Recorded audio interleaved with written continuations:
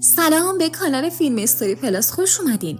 امروز میخوایم فیلمی به اسم کشتارگاه تنبل با هم ببینیم که تو ژانر ترسناک و هیجان انگیزه. شروع این فیلم از جنگل پاناماست، جایی که یه تنبل دوست داشتنی رو میبینیم که از تنه یه درخت آویزونه و داره برگ میخوره. یهو یه تمساح اونو میقاپه و میبرتش توی آب. فوری آب قرمز میشه و اینجوری به نظر میاد تنبل مرده.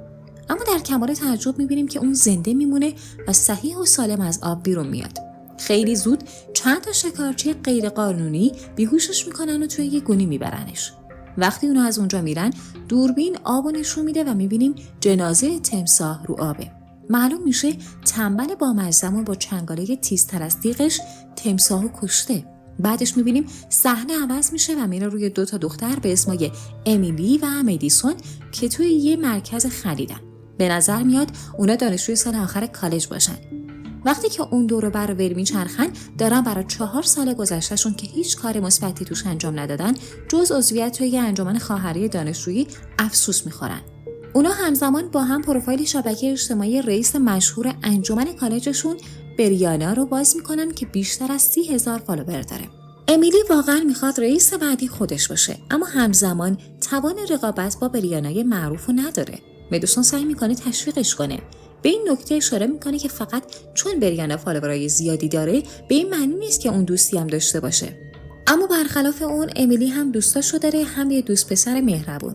وسط صحبتاشون امیلی یهو یه سگو میبینه که داره واسه خودش ول میچرخه و الانه که یه بچه با دوچرخش بزنه بهش. اون یهو میده و سگو نجات میده. یه رهگذر این کار قهرمانانش رو میبینه. اون یکی از همون شکارچیای غیر مجازه که قبل‌تر دیدیم. اون ازش میپرسه که امیلی حیوان خونگی دوست داره. امیلی جواب مثبت میده. بعدش اون شبکه اجتماعیشو نشونش میده که توش عکسای جالبی از یه تنبل پست کرده و حتی کارتشو بهش میده و میگه اگه یه وقت خاصی حیوان خونگی عجیب داشته باشه باهاش تماس بگیره. چون حیوانای بامزه و پشمالو امتیاز مثبتی واسه محبوب شدنن.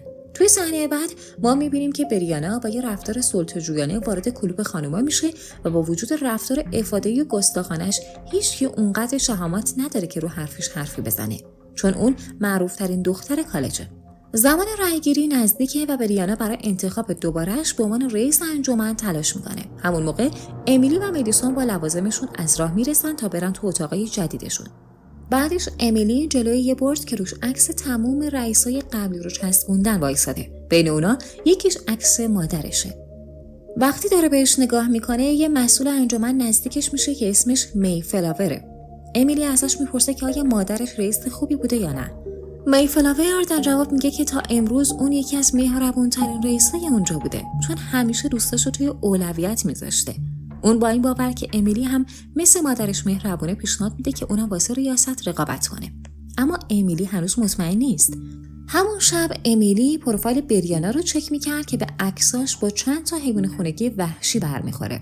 این باعث میشه به این نتیجه برسه که حیوانای خونگی میتونن کمکش کنن تا محبوب بشه و بتونه با بریانا رقابت کنه. همین موقع اون آقایی که توی مرکز خرید دیده بود و به یاد میاره و بهش مسیج میده. مرد در جواب واسش یه آدرس میفرسته و ازش میخواد صبح بره اونجا و یه سری بزنه. بعدش تصمیم میگیره تنبلو قبل از اینکه به امیلی بده واسه یه قدم زدن کوچیک بیاره بیرون. همون وقت تنبل صفت واقعی خودش رو نشون میده و اونو به شکل وحشیانه‌ای میکشه. صبح روز بعد امیلی میره سمت جایی که آقا بهش آدرس داده، اما کسی اونجا پیدا نمیکنه. در میزنه اما میبینه در بازه. اون آروم وارد اونجا میشه و تنبل به ظاهر بیگناه و وسط اتاق میبینه. چون کسی اونجا نیست، امیلی هم تنبل برمیداره و برمیگرده. وقتی به کلوب انجمن میرسه، سعی میکنه بی اون که کسی حیوان جدیدش رو ببینه مستقیم بره توی اتاقش. اما بریانا جلوشو میگیره و میخواد بدونه چی توی جعبه است. وقتی امیلی دست پاچه میشه، بریانا جعبه رو از دستش میقاپه و میندازه پایین پله ها. با این کارش تنبل ظاهرا با مزمون از جعبه بیرون میاد و همه رو متحیر میکنه. امیلی سری میدوه پایین پله ها تا ازش مراقبت کنه و نوازشش کنه. بریانا نمیتونه تحمل کنه که همه دارن به تنبل توجه میکنن. پس امیلی رو توبیخ میکنه و میگه حیونا اجازه ندارن بیان تو کلوب خواهری. امیلی هم در جواب میگه اگه خوشیامون باشن این اجازه رو دارن. همه دخترها به نفعش رأی میدن و این باعث عصبانیت بریانا میشه. به علاوه امیلی اعلام میکنه که اون امسال واسه ریاست رقابت میکنه. برخلاف بقیه، مدیسون فکر میکنه که نگه داشتن یه حیوان وحشی دور از زیستگاه طبیعیش یه ایده وحشتناکه. پس اصرار میکنه که واسش یه پناهگاه امن پیدا کنه. اما امیلی نگرانیشو بیمورد میدونه و میگه اون حیوان خطری واسه هیچکی نداره و یه جونور معصومه. بعدش دوست دیگه امیلی که اسمش زنی هست میاد اتاقش و دوتایشون اسم تنبل و آلفا میذارن. یه روز غروب که امیلی داره واسه مهمونی آماده میشه، اخبار مربوط به مرگ شکارچی غیر مجاز رو میشنوه. این واسه یه لحظه به همش میریزه، اما ترجیح میده تا فعلا بهش فکر نکنه. بعداً وقتی که میره دوش بگیره، تنبل از میز کامپیوترش بالا میره و شروع به استفاده از لپتاپش میکنه. انگار تنبل خوب آموزش دیده تا از ابزارهای مدرن استفاده کنه. اون میره توی شبکه اجتماعی امیلی و خیلی زود با دیدن یه عکس از امیلی با شکارچی غیر مجاز توی مرکز خرید عصبی میشه. از طرف دیگه بریانا حسود به یکی از دخترها که اسمش ایواست دستور میده که از شر تنبل خلاصشون کنه. بعدش توی مهمونی ایوا برای یه لحظه آلفا رو به بهونه نوازش کردنش قرض میگیره، اما مخفیانه آلفا رو میبره بیرون توی بارون و کنار جاده ولش میکنه. بعد این برمیگرده توی مهمونی بی اون که بدون تنبل خوب تربیت شده و برخلاف حیوانات دیگه باهوش هم هست. آلفا راه برگشتن به مهمونی رو پیدا میکنه و دزدکی میره توی اتاقش. وقتی ایوا سرش گرمه، آلفا یه کمی داروی بیهوشی توی نوشیدنیش میریزه. یکم بعدش اون میاد توی اتاقش و قلوب نوشیدنی رو میخوره و باعث میشه احساس گیجی کنه. وقتی که اون میفته رو زمین، تنبل میره روش و با چنگاله تیزش قیمش میکنه. بعد مهمونی امیلی دنبال ایوا و حیوانش میگرده، اما نمیتونه پیداشون کنه. بعد گشتن تمام اون اطراف، اون با حال بدی برمیگرده توی اتاقش. وقتی رو تختش دراز میکشه، تنبل یهو پیداش میشه. گرچه امیلی اولش ترسیده بود، اما حالا با دیدنش یه نفس راحت میکشه. فوراً اونو بغل میکنه بی اون که خونی که از چنگاله تیزش میچکه رو ببینه. روز انتخابات نزدیک میشه و بریانا داره قاطی میکنه، چون نقشش برای رئیس شدن واسه سومین بار داره کم کم شکست میخوره. از طرف دیگه محبوبیت امیلی به خاطر حیوان خونگیش بیشتر میشه. وسط این روزایی که اینجوری میگذرن، تنبل داره مثل قاتلای سریالی آدم میکشه و دخترای انجمن رو یکی بعد دیگری اعدام میکنه. بقیه متعجبن که اون دخترها کجا رفتن، اما خیلی جدی نمیگیرنش. روز قبل از انتخابات، آلفا داره از حموم آفتاب با یه آبجو لذت میبره که مدیسون سر میرسه. وقتی اونو تنها میبینه، با خودش فکر میکنه الان زمان نجات حیوان و فرستادنش به زیستگاه طبیعیشه. اما قبل اینکه بتونه بگیرتش، امیلی اونو میبینه و بهش میگه که به آلفا نیاز داره.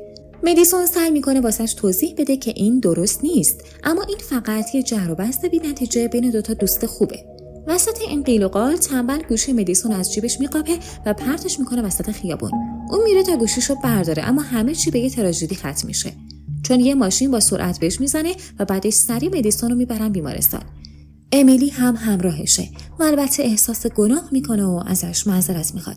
اون بهش قول میده آلفا رو بفرسته بره. بعدش اون یه پیام از بریانا میگیره که بهش میگه یا باید تا قبل از نیمه شب خودشو به کلوب خواهری برسونه یا ریاست انجمن رو فراموش کنه. امیلی نمیخواد بهترین دوستش رو تنها بذاره، اما مدیسون قانعش میکنه که بره و انتخاباتو برنده شه تا عنوان ریاست رو مال خودش بکنه. بعد این امیلی با سرعت برمیگرده کلوب خواهری و به موقع میرسه اونجا. با عجله لباساشو عوض میکنه و میره توی سالن انتخابات، اما یادش میره تلفنشو با خودش ببره و توی اتاق جا میذارتش.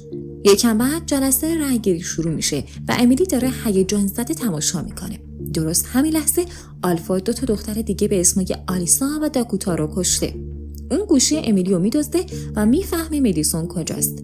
بعدش میره سویچ ماشینش رو برمیداره، سوار ماشینش میشه و میره سمت بیمارستان. اونجا دزدکی میره توی اتاق مدیسون و لوله اکسیژن رو قطع میکنه. بعدش قبل اینکه با یه بالش خفش کنه، از خودش یه سلفی میگیره. اما قبل اینکه تنبل بتونه کارش رو تموم کنه، پرستار از راه میرسه و مدیسون رو نجات میده. خب برمیگردیم به کلوب خواهری و میبینیم که امیلی برنده رأیگیری شده و خیلی خوشحاله. بعدش وقتی بریانا که عصبانی میذاره میره، دخترها شروع میکنن به مهمونی گرفتن. بریانا میره توی اتاق آلیسا و با بدن بیجونش روبرو میشه. یکم بعدتر امیلی میره دستشویی که صدای جیغ بریانا رو میشنوه. اون میدوه دنبال صدا و میبینه که تنبل داره به اونم حمله میکنه. با دیدن همچین وضع اضطراری، اون قبل اینکه فرار کنه توی دستشویی از پشت به جونور حمله میکنه. وقتی قایم شدن، بریانا امیلی رو برای همه این قتل‌ها سرزنش میکنه، اما امیلی میگه که نمیدونسته تنبل تا این حد خطرناکه. اون دوتا بعد یه مدت مشورت با احتیاط میان بیرون، اما خیلی زود دوباره تنبل بهشون حمله میکنه. امیلی از پنجره پرتش میکنه بیرون و این وجود اون زنده میمونه و از پشت داخل ساختمان میشه. از اونور دخترای دیگه در حال لذت بردن از مهمونی حمومشونن که تنبل سر و کلش پیدا میشه. اون سیمای برق رو دستکاری میکنه و یه دسته از دخترها رو با همدیگه برق‌کش میکنه. خب برمیگردیم به امیلی و میبینیم که اون از اتاق یکی از دخترای اسلحه پیدا میکنه و برای امنیت برش میداره. گرچه خیلی زود محکم میخوره به بریانا که باعث میشه سلاح از دستش بیفته. اما قبل اینکه امیلی بتونه سلاح گرمو برداره، تنبل حمله‌شو رو شروع میکنه و دختر رو میکشه یه طرف دیگه. این وضع باعث میشه امیلی خیلی بترسه و میدوه طبقه بالا تا توی یه اتاق قایم بشه. همین موقع میفلاور که بعد مستی خوابش برده بود بیدار میشه و خون روی زمین رو میبینه. چند ثانیه بعد اون با دیدن آلفا که از چنگالش خون میچکه وحشت میکنه. به علاوه اون جسد بیجون یه دختر از انجمن رو که یه گوشه افتاده میبینه. وقتی احساس خطر میکنه فوراً یه تخته چوبی رو برمی‌داره و پشت سر هم میکوبه توی سر تنبل. یهو آلفا دیگه حرکت نمیکنه. میفلاور میره تا دخترها رو پیدا کنه. امیلی توی یه اتاق قایم شده و با دیدن یه مسئول در رو باز میکنه. اما همون موقع تنبل از پشت سر با چاقو میفلاور رو میزنه. میفلاور با اینکه زخمی شده باش میجنگه و یه جورایی جا خالی میده. بعدش امیلی میخواد ببرتش بیمارستان، اما میفلاور قبل اینکه اون بتونه کاری کنه از دنیا میره. یه جای دوست پسر امیلی که اسمش تایلره داره اکانت امیلی رو چک میکنه که میبینه اسمش به تنبل قاتل تغییر کرده. وقتی سفر پای میکشه میبینه که تنبل دخترها رو کشته و اونا سلفی هم گرفته. با فهمیدن این موضوع که دوست دخترش توی خطره، اون فوراً میره کلوپ خواهری. تا میرسه اونجا از اینکه امیلیو سالم میبینه نفس راحت میکشه. وقتی امیلی اوضاع واسش توضیح میده، زنی پیداش میشه و میگه که تونسته از اعدام با برق نجات پیدا کنه. بعدش اونا ستایی طرف در خروجی میرن و البته سر راهشون بریانه که قایم شده بود و هم نجات میدن. یکم بعدش آلفا بهشون حمله ور میشه. اول از همه تایلر زخمی میشه. بعدش زنی شمشیرشو در میاره و جنوبه رو به سیخ میکشه. با این وجود اون نمیمیره و به جاش زنی رو زخمی میکنه. بعدش هم شمشیر رو بر میداره و به دنبال نوجوانا میره. مدیسون در آخرین لحظه با یه تفنگ سر میرسه. اون بهش شلیک میکنه. اونا از صحنه فرار میکنن و ناخواسته بریانا رو پشت سرشون جا میذارن. وقتی امیلی میفهمه که اونا دوستشون رو جا گذاشتن، تصمیم میگیره برگرده تا نجاتش بده. اون خیلی زود به تنبل برمیخوره که بریانا رو گروگان گرفته. امیلی تنبل رو به یه دوئل دعوت میکنه. تنبل با رفتن به طرفش قبول میکنه. آلفا در حالی که تاج ریاست رو سرشه از امیلی بالا میره و شروع میکنه به خفه کردنش. توی این لحظات سخت اون تاج رو از سر آلفا بر میداره و از طرف تیزش فشارش میده روی سر تنبل و خودش رو آزاد میکنه. بعدش تنبل یه جست بلند میزنه تا یه ضربه مهلک بزنه، اما امیلی اسلحه رو بر میداره بهش شلیک میکنه و این بار حسابی زخمیش میکنه. اون دوباره سمتش نشونه میره تا کارش رو تموم کنه. اما چند لحظه قبلش اون به یه عکس از پاناما اشاره میکنه و خونه صداش میزنه. با شنیدن این کلمه در آخر امیلی کار درست انجام میده و آلفا رو به زیستگاه طبیعیش برمیگردونه. بعد یک صحنه میره روی سال بعد. 4 دختر بازمونده از کلوپ خواهری رو به تصویر میکشه. اونا الان یک کمپین برای آگاه کردن مردم درباره شکار غیرقانونی و نجات حیوانات تشکیل دادن. هر 4 تای اونا دوستای خوبی ان و امیلی عنوان ریاست رو گرفته. در صحنه آخر ما یه راهنما رو میبینیم که چند تا توریست رو میبره جنگله یا پاناما و اونجا به یه دختر نوجوان برمیخورن که شیفته یه تنبل شده. با اینکه راهنما بهش اخطار میده، اما دختر با جونور سلفی میگیره و تصمیم میگیره اونو با خودش ببره خونه که این اشاره به تکرار همون چرخه قبلی داره. امیدوارم از تماشای این فیلم لذت برده باشین. لطفاً ویدیو رو لایک و ما رو سابسکرایب کنید و منتظر ویدیوهای بعدی ما باشین. خدا نگهدار.